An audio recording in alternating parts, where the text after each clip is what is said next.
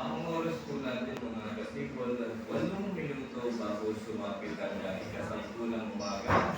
Yan, muli po ang aking pagbati sa lahat ng ating mga tagapakinig. Good morning, good morning, good morning. Ngayon po yung araw ng Miyerkules, ika-27 sa buwan ng Setyembre, taong kasalukuyan.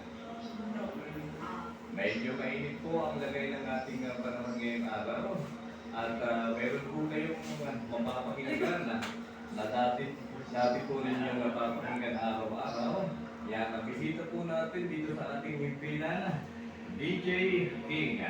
Ayan, hello mga kasibol! Ayan, welcome pa rin kayo sa DWLP 90.5 MHz FM. Ayan, maraming salamat DJ Dong sa opportunity para makabati tayo sa lahat ng ating mga listeners nationwide. Taray na nationwide. Dito sa DWLP FM family. Ayan, maraming salamat sa patuloy na pagsubaybay at pagtutok dito sa DWLP FM. Ayan, binabati ko lahat ng mga listeners ni DJ Dong, listeners ng mga DJs dito sa DWLP FM. Ayan, na-miss ko kayong lahat. Although, in-invite ako ni DJ Dong dito para makapagbigay ng pagbati sa mga kasibol natin. Siyempre, nakakamiss din talaga na mag-on-board, mag-on-air dito sa nag-iisang himpilan ng radyo sa bayan ng Kapalonga. Kaya batiin pala si Mayor Luz Ricasio, si Vice Mayor Attorney Marcia Esturas, at sa lahat ng mga sangguniang bayan. Ayan, sa mga kagawad, sa mga konsehalis ng bayan ng Kapalonga. Ayan, maraming salamat po sa inyo sa walang sawang paggawa ng mga serbisyo dito sa bayan ng Kapalonga. At syempre sa mga listeners, sa mga patuloy na sumusubaybay at tumututok dito sa DWLP 90.5 MHz FM. Ayan, maraming salamat po sa inyo at magandang araw po sa inyo. Always take care at mag-iingat tayo sa naman tayo naroon. DJ Tong, kamusta ka naman? Miss ko yung mga maraming DJ King nung hindi ka nag-e-ere. Anong buwan ba yun nung nawala ka sa himpilan? Umalis ako kasi nag-start ako ng face-to-face class nung May. Ayan, May 22 yata or May 15. Kaya ako umalis. Pero ngayon okay naman na medyo nag-work na tayo sa Manila, hindi ko na sasabihin kung saan kasi baka maligwak na rin tayo. Ayan, maraming salamat sa mga walang nasawang tumututok dito sa nag-iisang himpilan ng radyo, DWLP 90.5 MHz FM. Na-miss ko lahat ng mga listeners, na-miss ko lahat ng mga tagapakinig ko sa mga programa ko dati. Ayan, sana patuloy lang kayo makinig ng mga information dissemination na binibigay nila DJ Dong sa mga kwento, yung mga kwento mo DJ Dong na nakakaantig ng puso. Ayan, talaga namang inaabangan ng mga kasibol natin sa 22 barangay ng bayan ng Kapalonga. DJ Dong? Naalala ko, DJ King, noong narito ka pa sa radyo, ikaw yung, kung natatandaan niyo po mga gilo naming taga-subaybay, kung natatandaan niyo po si DJ King, yung ating huling napapakinggan araw-araw. Anong oras ba yung... Simula alas 5 hanggang alas 8 ng gabi sa programa. Luto yung programa kasi sobrang tagal ko lang hindi nakapag-air. Love Affair Symposium. Love Affair Symposium daw. Ayan. Tapos ano pa ba yun yung mga batian? Maraming tagapakinig din si DJ King, lalo na yung mga kabataan.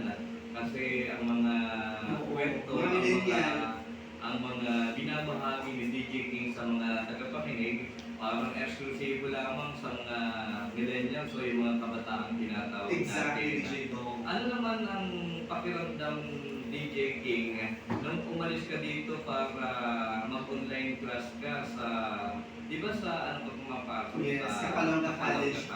Alam, DJ Dong, yung feeling na parang nilet go mo yung isang relationship na parang hirap mag-move on kasi ang daming mga tao na nag-chat sa akin, ang daming mga tao na nagko-comment, ang daming tao na nagte-text, tumatawag, DJ King, asan ka na? Bakit hindi ka namin napapakinggan sa radyo? Ano nangyari? Ang daming mga question na hindi ka naman kailangan isa-isahin sa kanila, nagpaliwanag kung ano yung reason. Tapos sinasabi ko lang sa kanila na si DJ King ay kailangan na magpatuloy sa pag-aaral, ganito, ganyan. So yun, kailangan mo talaga mag-sacrifice to live para may paramdam mo na kaya mo kahit na wala ka na rin sa nakakamiss na nakakalungkot na nakakaiyak talaga. Lalo na yung intro ko. Hello mga kasimo, ako man yung nag-iisang lingkod. My name is DJ King. Hindi man kagabuhan, pero totoo magmahal sa kaibigan. O diba, DJ Dong? Yun yung aking pag mag-start ng pag-ere. May mga nagtatanong sa amin na totoo daw ba na umalis ka rito at bukod sa pag-aaral ay nag-asawa ka na rin. Actually, iba naman yung asawa sa relationship.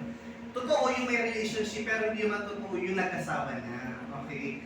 Ano lang, yung parang girlfriend, boyfriend, gano'n.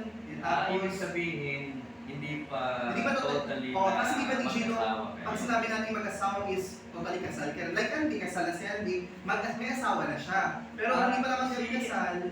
DJ King, si Andy ba may asawa na? Kasal na ba si Andy? Ay, walang sinasabi yan sa akin. Talaga? Wala pa siya. Hindi ka pala inform. Hindi ka pala na-invite. Ayan yung na-miss ko lahat ng mga listeners natin. DJ Dong, ayan, Kuya Puna, Andy, DJ Ray. Ayun, wala si DJ Cool Daddy. Wala, no? At ang pinakamagandang balita na gusto kong iparating sa iyo, Ano? DJ King, sa mga tagapakinig natin, siguro more than 1 week na inayos itong antena ng DWLP para daw, kasi may pumunta dito na technician from DAET Okay. para daw maging malakas yung signal at nang makarating kahit sa karating bayan natin na kung saan ay pwede tayong mapakinggan. Wala gusto yung pakaliban, Kaya dati. maraming pwede tayong mapakinggan, hindi lamang dito sa ating bayan ng Tapalonga, maging sa iba't ibang bayan. Wow! It's so grateful para sa lahat ng mga kababayan natin para more on more on ideas, more on awareness sa mga information dissemination na binibigay, binababa ng sangguniang bayan ng Kapalonga. So maraming salamat DJ Dong sa opportunity na makapagsalita muli sa radyo, na makabati sa kanila, yan sa mga listeners ko dati. Nakakamiss kayong lahat. Nakakamiss talaga yung araw-araw na pagdadaldalin sa radyo, yung kahit na pagod ka na sa kasasalita, pero doon ka pa rin, magbibigay ka pa rin ng mga advice, magbibigay ka pa rin ng mga bagay na alam natin na makakatulong sa mga listeners natin.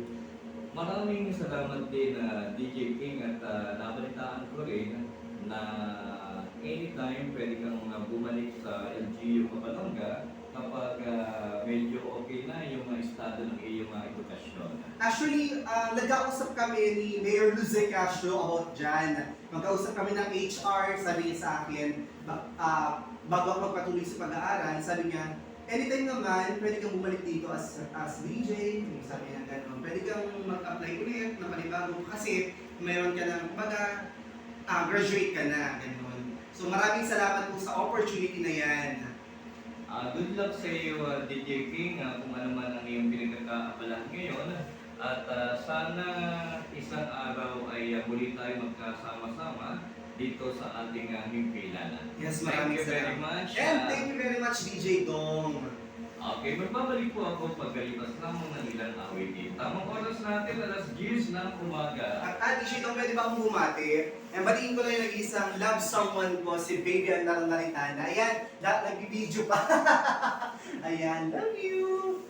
Thank you.